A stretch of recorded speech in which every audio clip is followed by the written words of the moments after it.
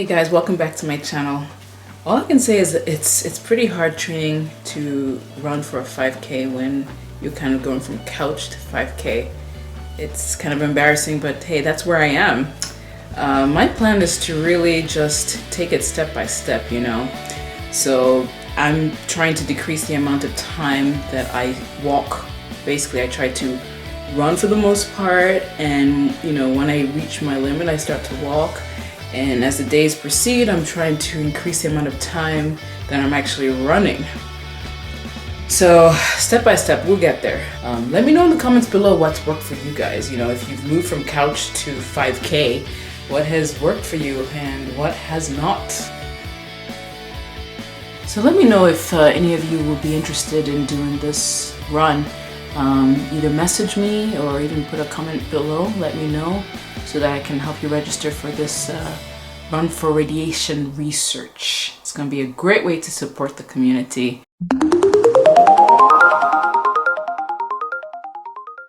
So today I thought I would teach you some anatomy.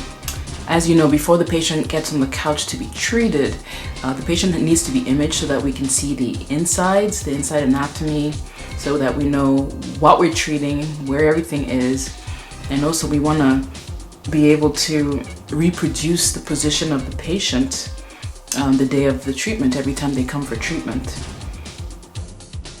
So I'm gonna walk really quickly through the human anatomy, but we want the normal organs to get as little radiation as possible. So that's the reason we want to outline them, so that the software knows where they are and also how much dose they're getting. But first I want you to imagine you know, those magicians who do those tricks where they cut through their subject, you know?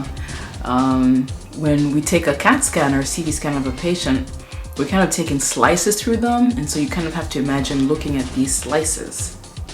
But another way of looking at it is also to cut the patient like this, from the top of the head all the way to the toes.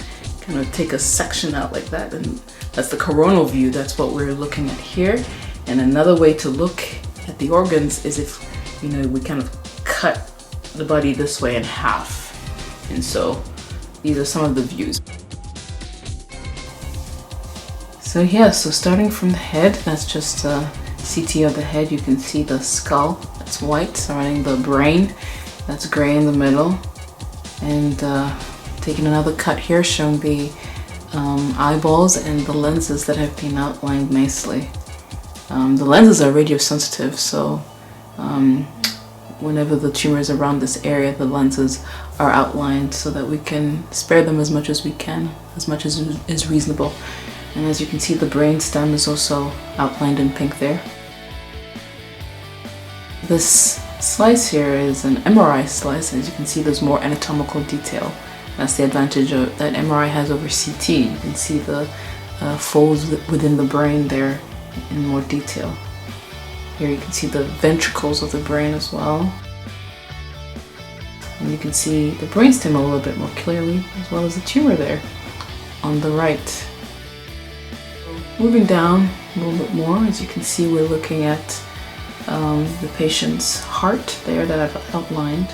The black things around the heart it's pretty much air, and so you're looking at the lungs of the patient. And I've outlined the liver, that's this big structure on the right, and then the spleen there on the left, and it sits nicely behind the stomach right there. And so moving on, this tail-like structure there is the pancreas, sits right there. We can see these bean-like structures there are the kidneys. And so if you take a different cut like this through the patient, you can see how the kidneys there lie.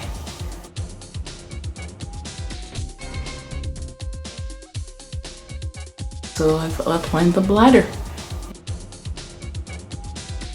You know, that circular thing that you see there? It's not other than the rectum. Don't forget to subscribe.